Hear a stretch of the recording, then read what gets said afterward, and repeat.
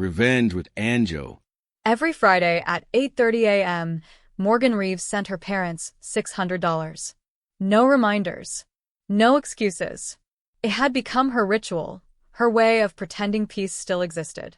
But last Thursday, something inside her broke. Her parents skipped her daughter's 7th birthday. No video call. No card. Not even a lazy text. When Morgan finally called, her father's voice was calm, cutting through the phone like glass. "Your kid doesn't matter to us." For a full 5 seconds, Morgan said nothing. She didn't cry. She didn't scream. She simply opened her banking app and started deleting them from her life. For 11 months, every Friday morning began the same way. Coffee half cold. Eyes tired from the night shift. The phone glowing at 8:30 sharp. Transfer complete. It wasn't love. It was guilt. Maybe habit. Maybe hope that if she kept giving, her parents would finally see her, not as the daughter who left too soon, but as someone worth loving again. She'd sit at her kitchen table, surrounded by her daughter Ava's colorful drawings, watching the confirmation screen blink. Payment sent. It was the only kind of affection she knew how to buy. Her parents never thanked her. Not once. But when their car broke down, she paid the mechanic. When the power company sent a shut-off notice, she paid it before they even asked. It wasn't generosity, it was survival. Keeping them satisfied meant keeping the insults away. Ava never understood. She thought her grandparents were just far away, not 10 miles down the highway. "Can Nana come see my new bike?" she'd ask, wobbling in her pink helmet. Morgan would smile. "Maybe next weekend, honey." Ava always believed her. Kids always believe. Morgan once believed, too. She'd imagine her parents laughing at her kitchen table again, maybe telling Ava stories about when she was little. But every call with her mother crushed that dream. "Don't forget the groceries this week," her mother would say coldly. "And your dad's pills are almost gone." It was never a conversation, it was a to-do list. Morgan would nod into the phone, whispering, "Just one more week. Keep the peace." Sometimes, late at night, she'd hear Ava talking to her dolls. "Grandma, Grandpa, Mommy," she'd say, making them laugh, hug, and share cookies.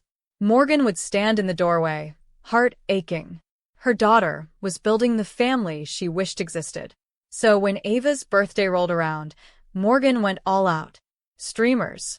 Lemonade. A rented bounce house. "Do you think they'll come this time, Mommy?" Ava asked, peeking at the driveway in her lavender dress. Morgan smiled through the ache. "Let's wait and see, sweetheart." By 2:45 p.m., the cake candles had melted. The music faded.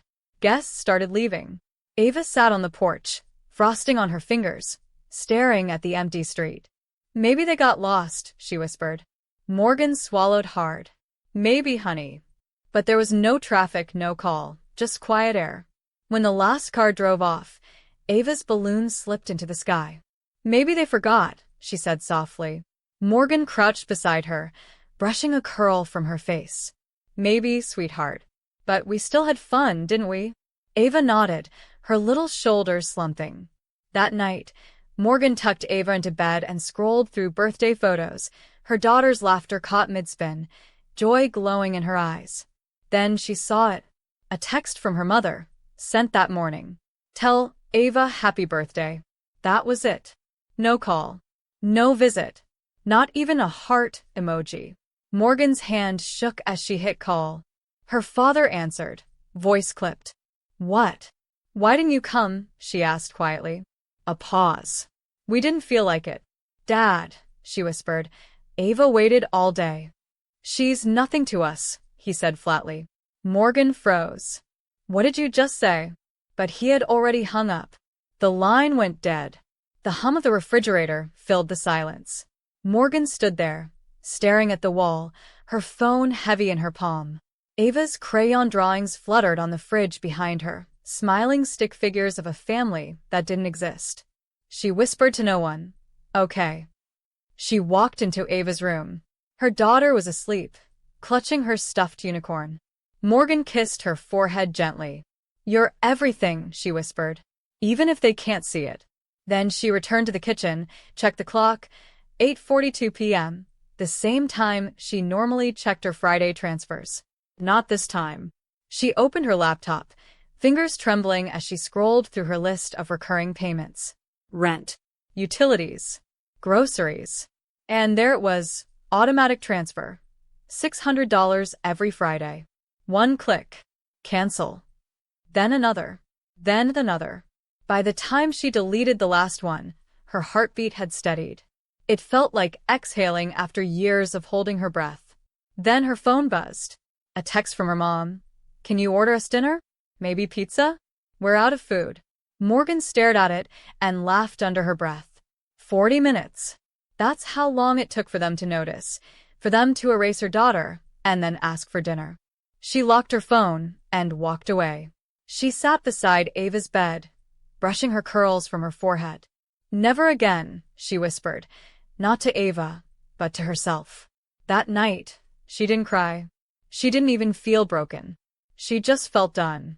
The next morning, sunlight poured through the blinds as if nothing had happened. The phone rang. Ms. Reeves? This is Jack, your parents' landlord. Their rent didn't come through. It won't, she said calmly. It's not my job anymore. The silence on the other end was stunned. At 10:15 a.m., her brother Ethan called. Mom says you've lost your mind. Morgan took a sip of coffee. Define lost. You're cutting them off? Completely. There was a pause, then he sighed. Good. I stopped last month. Morgan blinked. You were sending them money too? Not as much, he admitted. I thought maybe if we helped, they'd change. They never told me. They didn't. Tell me about you either, he said. Guess we were both paying rent on the same guilt. That afternoon, Morgan's phone lit up again. A Facebook Live replay. The truth about our daughter. Her parents sat side by side on the couch, her mom clutching a tissue like she was auditioning for pity. We've always supported Morgan, she sniffled. But she's turned against us. Her father leaned closer to the camera. She's been forcing money on us for years. She needs help. Morgan watched silently until her father lifted a printed photo of Ava, smiling in her lavender dress. This child doesn't exist to us, he said. Her chest went cold. Comments exploded below. Who says that about a kid? Disgusting. Unbelievable. Morgan closed the video, hands shaking. Her brother texted immediately. Don't respond. Let them destroy themselves. So she didn't. For the first time, silence was her shield. By evening, the video spread across town. Their church friends shared it with prayer emojis. Others commented, if that's true, she's better off without them. Morgan said nothing. 2 days later, her cousin Claire called. They showed up at the family reunion playing victims. Morgan sighed. Of course they did. You'll want to see this, Claire said. The clip was already viral.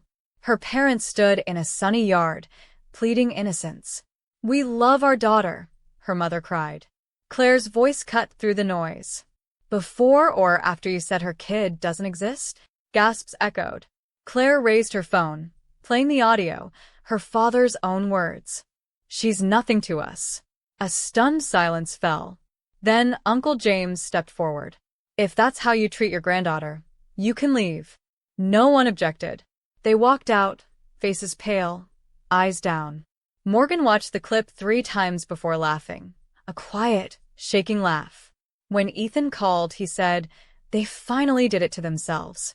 And I didn't have to lift a finger, she whispered. The next morning, their church removed their family photo from the website. The landlord changed their locks. The internet had judged them faster than she ever could. That afternoon, a letter arrived in a soft cream envelope. Aunt Lillian's handwriting. They chose pride over love. You chose your child. That's what family is supposed to look like. Morgan folded it gently and tucked it away. That night, Ava looked up from her coloring book. Mommy, can Nana and Grandpa come next time? Morgan hesitated, then smiled softly. No, sweetheart. They won't be coming anymore. Ava nodded thoughtfully. That's okay. We can invite Uncle Ethan. Yeah, Morgan said, brushing her cheek. That sounds perfect. When the lights went out, the house felt peaceful, not empty. For the first time in years, quiet didn't mean loneliness. It meant safety. The following week, everything slowed down. No buzzing phone. No guilt. Her parents had vanished from social media. The world finally exhaled with her. Morgan didn't feel victorious, just free. Freedom wasn't loud. It sat beside her like sunlight, steady and kind. Ava hummed at the breakfast table, spreading jelly on toast, the storm behind them now a memory. That Saturday, Ethan stopped by with takeout and a grin. "You look happy," he said. "Maybe for the first time in years," she replied. They ate on the porch while Ava chased Bubbles in the yard. On Sunday, they visited Aunt Lillian. Her home smelled like apple pie and peace. "Boundaries look good on you," she said warmly. Over lunch, they talked about forgiveness and why sometimes walking away is love too. Before leaving, Lillian slipped an envelope into Morgan's hand. Inside, one handwritten line: "Kindness with boundaries is power." Morgan smiled through grateful tears. That night, she stood by Ava's bed, watching her sleep beneath the soft nightlight glow. For once, she didn't feel the urge to check her phone or her payments. Tomorrow didn't scare her anymore. She didn't owe anyone peace but her daughter and herself. Her parents had chosen pride. She had chosen peace. And that quiet choice, steady, final, unshakable, was the loudest revenge she could ever give. If you value stories of respect, dignity, and justice, please subscribe. It means more than you know, and it lets me keep sharing the lessons life has carved into me.